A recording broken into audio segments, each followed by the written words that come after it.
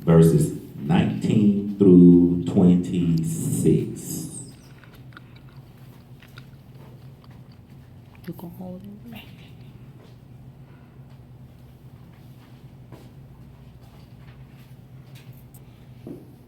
It is said that Peter, the disciple or the apostle Peter, wrote the book of Acts. Later on, we find Paul comes along in the book of Acts, but it was said that the disciple, the apostle Peter, was very instrumental in writing the book of Acts. And we pick up from the book of Acts, the 3rd chapter. We look at the first book of Acts, where a church was on one accord and the people prayed. And it said that the Holy Spirit came down and the saints of God spoke in various tongues. They spoke in various tongues because the Holy Ghost, it used their mouth to speak in tongues. Then we move over to the book of the 3rd chapter, where Peter and John, the apostle John, they were together traveling through Asia Minor, speaking to the mass of people. Verse 19 says, "Repent ye therefore and be converted, that your sins may be blotted out, when the times of refreshing shall come from the presence of the Lord." This morning's scripture is coming from the 19th verse, and my title is Times of Refreshing. Times of refreshing. There is a point, Uncle, where there is a time of refreshing. There's no limit on God's restoration. Amen. Amen. When one fall down, when one transgress, when one backslide, there is no such thing as a limitation on your life or your salvation. The time of refreshing means that there's a restoration for us all. When we fall, Proverbs say that a man falls 7 times, Uncle, but he gets back up. The thing is, as long as you get back up, we should not let sin overtake us where we'll fall and we said, that's it. I'm just going to be a sinner. I'm just going to continue to do this thing for the rest of my life. No, a man falls, but he gets back up. And that's something that King Solomon assured us. King Solomon had all the wisdom of the world, and he said when a man falls, he can't get back up. So here's Peter and John traveling throughout Asia Minor. And in verse 19, he says, repent. Repent means what? It means to repent, means to turn back from your wicked ways. He says, repent, therefore, and be converted. We need to be converted. We need to change our ways. We need to change our thoughts. We need to change everything that's in us that's not of God. Amen. He said, be converted and that your sins may be blotted out. The only way that we can get rid of our sins, Uncle, is that we need to repent. Repentance comes first. Then when repentance comes, then mom comes, sins are blotted out. Your sins, that means it's washed away. There's no such thing as well, I'm not going to repent, and everything will be good. No. John and Peter made it clear. Peter made it clear. He says this. He says that we need to repent and we need to be converted. We need to repent and we need to convert. But when we go to Genesis, I want to turn over to Genesis, the sixth verse. The sixth verse of Genesis. The 6th verse of Genesis. I was reading the 6th verse of Genesis the other day, and something hit my mind. And it says from the 5th verse right here. This is Genesis, the 6th chapter, the 5th verse. And God saw that the wickedness of man was great in the earth, and that every imagination of the thoughts of his heart was only evil continually. God looked down on this earth, and he was surely, Mom, displeased, because he said that the thoughts in the heart of man, and she was dissatisfied. Because when we go to the next verse here, it said, it repented the Lord that he had made man on this earth, and it grieved him at his heart. God was so grieved that the man that he made, the very man that he made, that man became wicked. That man turned away from him. And Adam and Eve, he made Adam and Eve according to what? His image and his likeness. And it grieved him.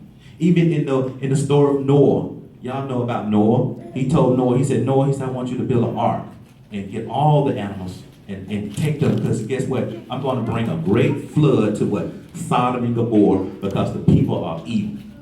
The people of Sodom and Gomorrah, they were evil. So he said, you're a righteous man, Noah, so I'm going to save you. But I'm going to take the whole world out. It grieved the Lord so bad that he made mankind, and mankind would turn their back on him. Man backslide on him. It grieved him that much. So that's the Old Testament. But when we go into the New Testament, here is Paul and repent, therefore, and be converted, that your sins may be blotted out. And when the times of refreshing shall come from the presence of the Lord, time of refreshing is here today. Times of refreshing is here today. There's no limitation on what God can do. God, he saves from one end of the world to the other end of the world. Amen. He saves every second of the minute, every minute of the hour, every hour of the day, every week. There are people that are being converted from their sinful ways. Amen. Amen. People are being converted from their sinful ways. And so here, Peter had to get the message out while he was evangelizing throughout Asia Minor. And he told the masses of people, he said, look, y'all need to turn from your wicked ways. You need to repent. Right now, you need to repent, because the times of refreshing, which means restoration is here. Restoration, uncle, means to be restored back to your original state. Amen. It means to be restored back to your original state. See, Adam and Eve, they were made by God. They were walking in the image of God. Then all of a sudden, they listened to that serpent. The serpent got in their mind and fooled them. They said the serpent, he beguiled them. He tricked them. And guess what? They started doing evil stuff. And then from Adam and Eve, then a pattern was set. Well, all mankind started doing evil stuff. All mankind started backsliding from God. But now we got Jesus Christ.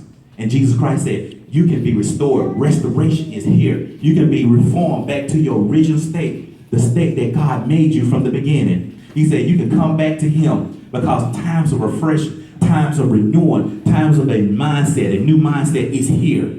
The times are here for you to be converted from your backsliding ways to come to Jesus Christ.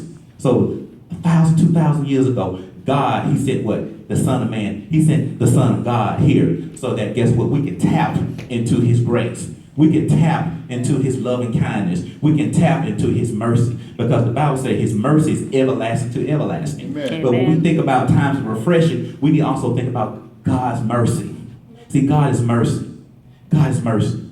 Because restoration means what? To be restored back. But it also means, in order for you to get restored back, you got to have God's mercy. Amen. Yes. Amen. Then you got to have his grace. And the Bible says his grace is sufficient. His grace is sufficient. You see, the Bible said that where more sin is, there's more grace.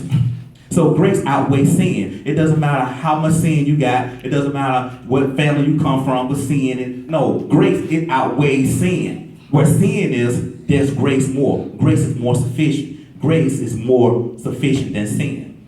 Grace is more sufficient for sin. Restoration means to put back in its original state. In Genesis the 6 verses 5, I just told you that God saw weakness of man and every imagination. That means the thought in anything that was in man was not good. God saw that.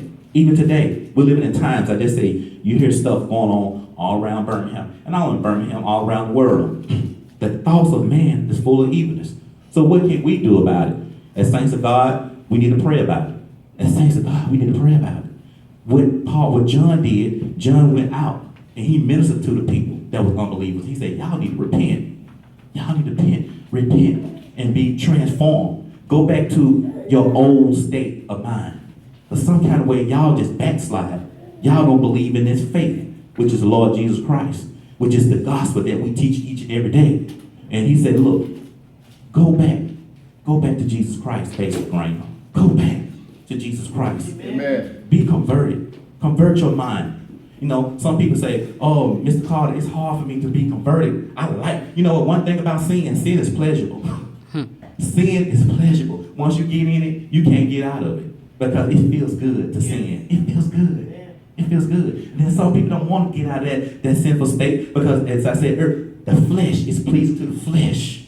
But now, if I get into Jesus Christ, I gotta walk in his statute. And then some people say, that's something I don't want to do. But look, punishment will come to the evildoers. In Psalms, it talk about that for those that are living faithfulness, they would go punished. They would be punished. But for those that do good, God will reward them. Our reward should be eternal salvation. Our reward should be striving each and every day to build our empire with the kingdom of God, with our Lord Jesus Christ. That should be our strive each and every day. That should be the will of God. And the Bible tells us that the will of God is for us to abstain from fornication and every evil thing that goes on in this world. But guess what? There's times of refreshing. There's a time of restoration where God wants to restore us. Yes. You know, God, he doesn't hate on us because we're sinning. He loves us. He loves us. You know, I think about the 99 sheep. There was 100 sheep, and one sheep went astray. But guess what? That one sheep came back to his pastures. And that one sheep that came back to his pasture, it was restored back in its original state. Yes. See, we get off track sometimes because, guess what? We're human. We're human. And I know it grieves God. The Bible said it grieved him that mankind pulled from him. But that's why he sent his son. That's why he sent us Jesus Christ to get our life back. Amen. Amen. To get our life back together. Yes. To get our life back on track. Yes. When you fall off track, you can get back on track. There's no such thing that I can't do it. Because through God's grace is power there. Yes. There's strength there. Yes. In the name of Jesus. Yes. Where we can get back on track. Oh, who are we to judge? No one can judge nobody. Because all of us got some burdens.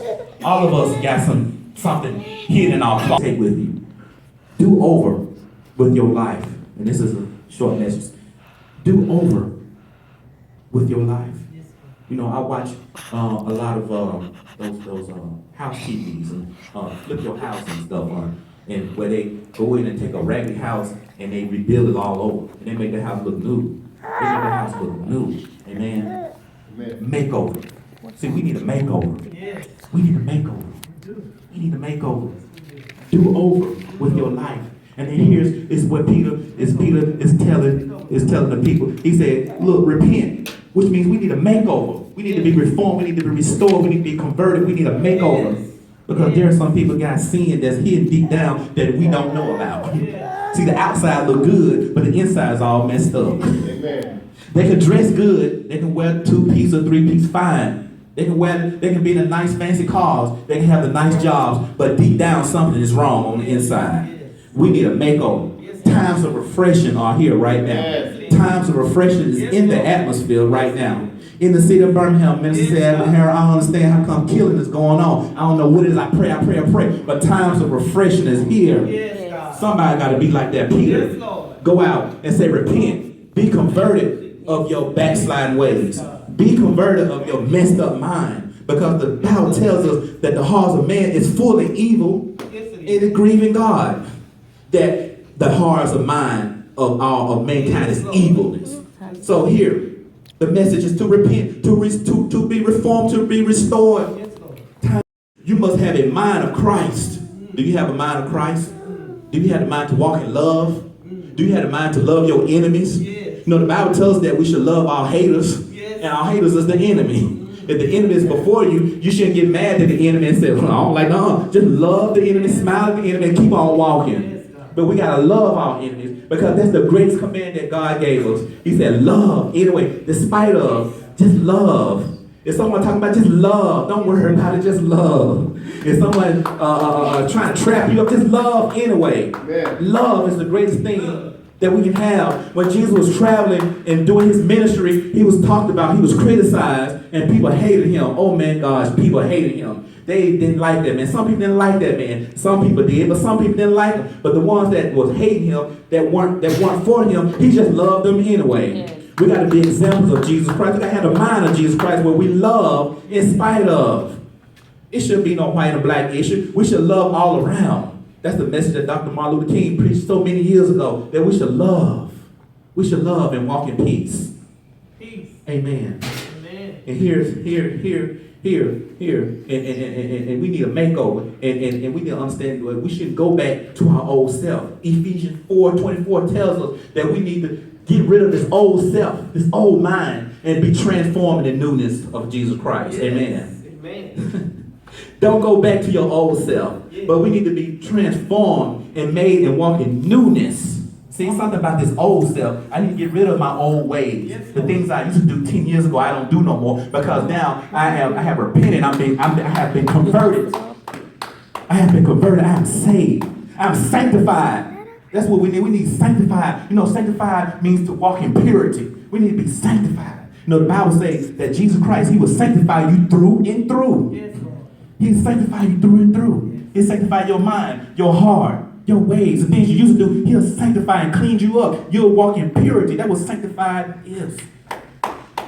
First point, we need a makeover with our life. The second point, grace restores warns to normalcy. It's grace that restores you back, bring you to normalcy. Adam and Eve, they were walking normal. Then all of a sudden, Satan came along and tempted them. The next thing you know, they walking outside of normalcy. They started doing things that was displeased to God. God said, God, I made y'all in my likeness and in my image. And then y'all allowed this serpent to come along and tempt you to cause you to sin. And now, guess what? Guess what God did? He said, because you sinned, he said, guess what? I'm going to punish you. And he told Adam, he said, because you sinned, then you're going to work. You're going to labor for the rest of your life. Then he told Eve, he said, Eve, because you sinned, then he said, you're going to bleed for the rest of your life. You put a curse on yourself for walking outside.